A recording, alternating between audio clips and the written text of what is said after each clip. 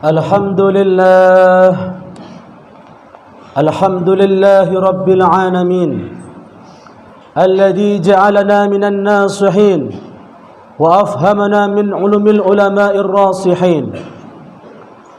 فقد قال الله تعالى في كتابه الكريم: نعوذ بالله من الشيطان الرجيم، بسم الله الرحمن الرحيم.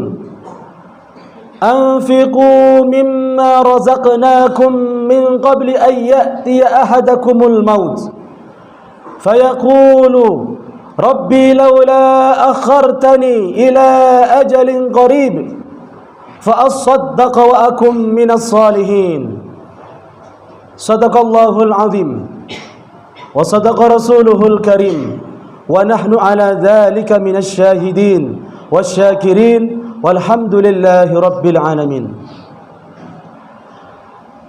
Jamaah ananda semuanya, hari Jumat yang dimuliakan Allah Subhanahu wa taala.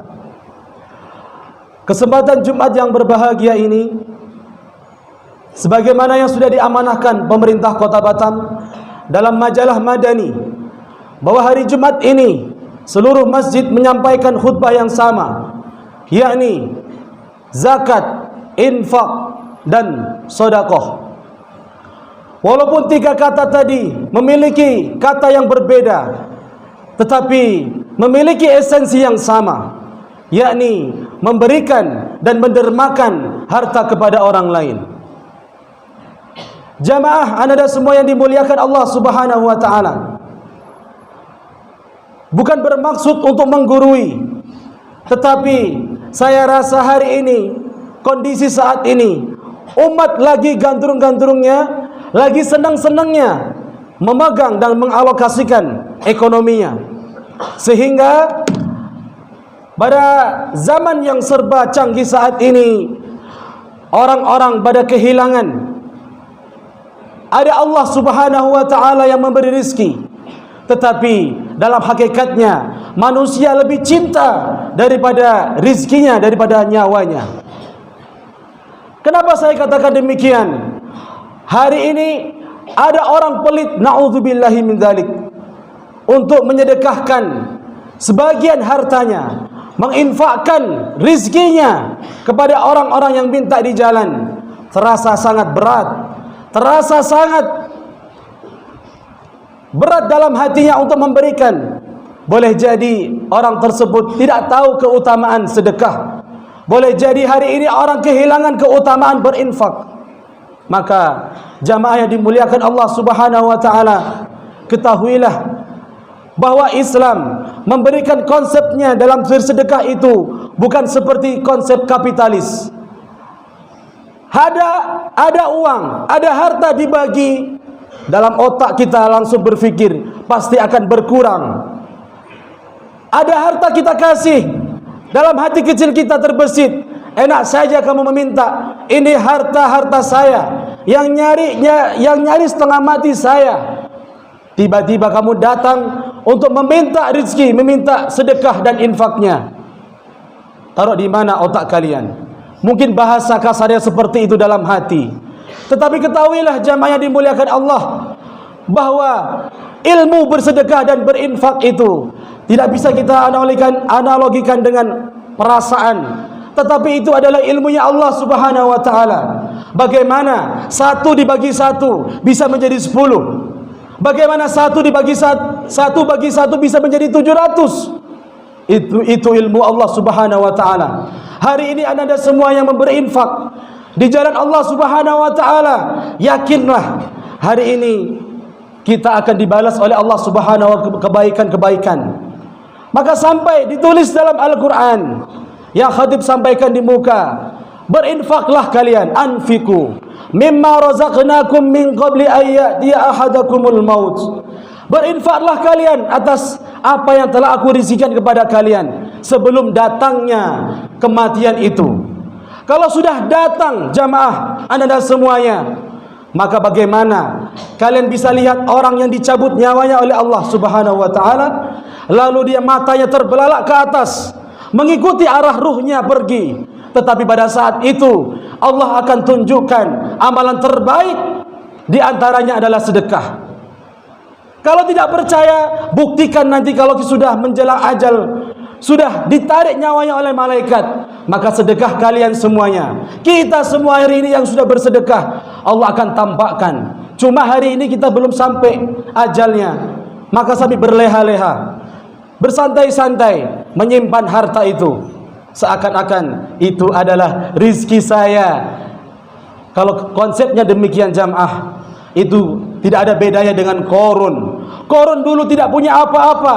Setelah diajarkan oleh Nabi Musa, datanglah orang menagih dan menyuruhnya untuk berzakat, berinfak dan bersedekah. Apa kata Qarun? Hadza, ini adalah hartaku. Hadza mali, ini adalah kerja kerasku. Masya Allah, padahal Nabi Musa mengingatkan, hadza min fadli Rabbi, hartamu itu adalah atas karunia dari Allah Subhanahu wa ta'ala. Maka jamaah yang dimuliakan Allah Subhanahu wa ta'ala, sebelum hari itu berganti, sedikit kami sampaikan bahwa keutamaan orang yang mau berinfak dan bersedekah di jalan Allah Subhanahu wa ta'ala. Yang pertama, dicatat dalam hati baik-baik. Hari ini yang masih menyimpan rizkinya, ada kelebihan rizki, bisa setelah sholat Jum'ah kita berikan, karena ini hari yang mulia. Apa yang pertama? Allah sampaikan, orang-orang yang berinfak dan bersedekah itu, yang pertama, Allah akan berikan keringanan nanti ketika dicabut nyawanya oleh malaikat. Bagaimana itu mungkin terjadi? Karena ada orang yang dicabut nyawanya, ditarik ulur oleh malaikat sampai mengeluarkan suara yang tidak layak kita dengar. Tetapi ada orang yang pamitnya tidur. Wahai orang tuaku, hari ini saya mau pamit tidur. Ternyata itulah nafas dia yang terakhir. Indahnya jamaah yang dimuliakan Allah Subhanahu wa ta'ala. Tetapi orang-orang yang menahan hartanya, pelitnya, na'udzubillah, maka akan ditarik ulur, bagaikan disayat 1000 pedang dalam kulitnya, bagaikan seperti seekor domba yang dikuliti hidup-hidup. Betapa sakitnya. Maka untuk meringankan semua itu, gemarlah bersedekah hari ini kita masih hidup. Jamaah yang dimuliakan Allah Subhanahu wa ta'ala. Yang kedua, orang-orang yang gemar berinfak dan bersedekah, Allah Subhanahu wa ta'ala akan berikan lampu penerang di alam kubur yang sangat terang. Hari ini kita bisa menyalakan lampu, hari ini kita bisa menyalakan kipas, dan kita bisa menikmati angin yang indah, yang segar. Tetapi pernahkah kita terfikir, jika nanti kita terbaring, terbujur di dalam tanah, datanglah 2 malaikat, ditanya kita tentang perihal kehidupan kita. Disitulah kedua kanan kiri kubur menyempit, orang-orang yang di dalam kubur itu terhimpit sampai tulang rusuknya. Seperti ini kata Nabi Muhammad SAW. Maka gelapnya kubur tidak bisa kita bayangkan. Maka kata Sayyidina Ali, kalau aku jalan-jalan ke dunia sendirian, aku tidak takut. Tetapi aku lebih takut ketika aku jalan-jalan ke akhirat. Yang pertama saya masuki adalah alam kubur. Tidak ada penerang, tidak ada cahaya, dan tidak ada sedikit pun hanya amal ibadah yang menemaniku nanti. Hari ini kita diingatkan dalam tema infak, sedekah dan zakat itu, seakan-akan menunjukkan bahwa kita diajarkan kalau nanti penerangmu di kubur itu adalah sedekah. Jamaah yang dimuliakan Allah Subhanahu wa ta'ala. Keutamaan yang ketiga, orang-orang yang bergemar infak dan sedekah, nanti di hari kiamat dia akan memasuki gapura. Bahasa kita ini seperti pintu yang sangat megah, yang indah, ditampakkan oleh seluruh mata yang memandang. Tetapi tidak semua orang bisa masuk. Tidak semua orang bisa. Ada bidadari yang memanggil. Apa seruan bidadari itu? Wahai orang-orang yang dulu di dunia gemar bersedekah, masuklah kamu di pintu ini. Karena setiap manusia memiliki pintu masuk surga yang berbeda. Ada yang rajin puasa Senin Kamis, masuk pintu Royan. Ada yang haji mabrur, masuk pintu haji.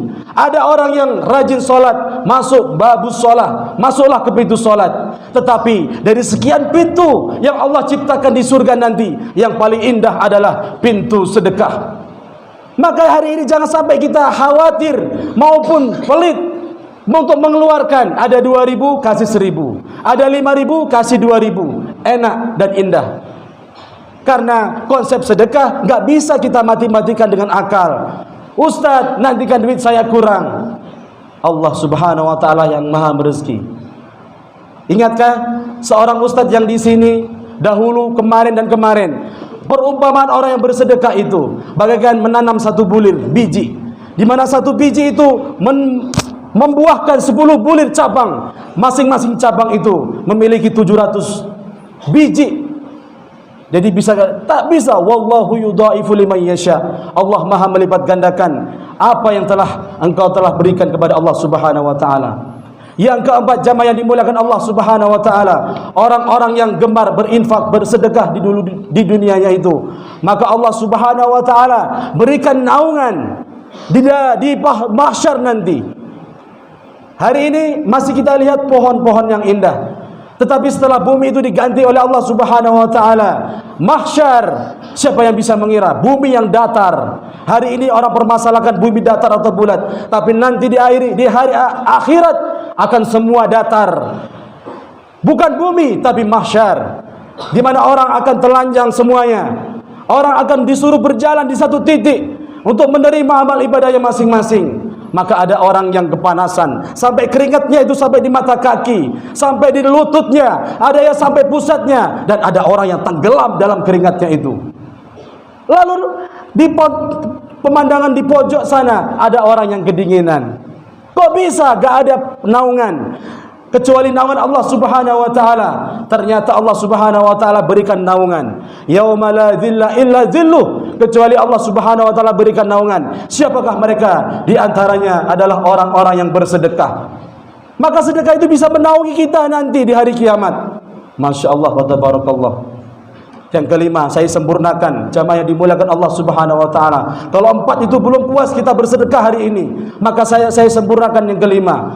Ada nanti pemandangan yang sangat mengerikan, yakni orang-orang yang kaya, yang waktu di dunia diberikan rizki yang banyak oleh Allah Subhanahu wa taala, sehingga saat ini diupload di media sosial, saya adalah orang yang paling kaya saat ini, saya adalah orang yang pintar saat ini, mobil saya, rumah saya, aset saya di mana-mana. Tetapi pemandangan itu sangat mengerikan. Apa? Dia dihisap oleh Allah Subhanahu wa taala dengan 1 rupiah per rizki yang diberikan, dihisap sampai dia, ya Allah, sampai kapan hisap ini selesai? Sampai harta yang pernah kamu miliki, nikmati itu. Maka urusan harta ini depan belakang ditanya, dari mana harta itu kamu dapat dan kemana harta itu kamu belanjakan, ditanya. Makanya di dalam Manaqib Syekh Abdul Qadir Jailani itu ada sedikit riwayat bahwa orang kaya nanti itu, dengarkan baik-baik ananda, orang kaya itu nanti akan masuk surga setelah orang miskin 500 tahun. Satu hari di sana bagaikan 1000 tahun di dunia. Kalau 500 tahun baru orang kaya masuk surga, bagaimana bisa membayangkan? Lalu apa hubungannya dengan tema ini? Ada orang-orang kaya dicepatkan hisabnya oleh Allah Subhanahu wa taala. Ada orang-orang kaya itu lebih dahulu daripada orang miskin. Siapakah mereka? Yaitu orang kaya yang mendermakan hartanya di jalan Allah Subhanahu wa taala. Ada orang-orang jalan, minta-minta di jalan, tak perlu mikir lagi, kasih karena dia mampu. Ada orang-orang membutuh pertolongan, kasih. Ada kota infak lewat, berikan. Karena gak bisa kita mati-matikan dengan otak kita, jamaah yang dimuliakan Allah Subhanahu wa taala. Orang kaya itu akan menjadi orang yang nomor 1. Ya Allah, indah sekali ya. Dulu saya pahit ngasih duit orang, saya tidak mengharapkan apa-apa ya Allah, tapi hari ini kau berikan hisab yang sangat mudah. Hari ini orang kepanasan, tapi hari ini aku kedinginan ya Allah. Hari ini orang tuh berteriak-teriak minta pertolongan Allah, tapi hari ini tanpa aku minta, Engkau berikan ya Allah kemudahan, mulai dari bangkit dari kubur, mulai dari berjalan di mahsyar, mulai dari Shiratal Mustaqim sampai ke pintu surganya Allah Subhanahu wa taala. Karena apa? Karena hartanya menyelamatkan dirinya. Berbeda pemandangan yang lain, ada orang yang dikalungkan hartanya, jamaah. Anda semuanya dikalungkan. Ya Allah, kenapa saya dikalungkan ini? Karena dulu pernah korupsi, karena dulu pernah kamu pelit. ada kawannya yang butuh. Saya mau pulang nih, saya nggak punya duit, mau pulang nih. Padahal dia ada, nggak mau bantu. Pelitnya, naudzubillah min dzalik. Sengaja ditahan-tahan duit itu, maka akan dikalungkan di hari kiamat jamaah. Jadi muliakan Allah Subhanahu wa taala. Hati-hati. Kalau kita mampu kita beri, jangan sampai kita termasuk orang-orang yang pelit.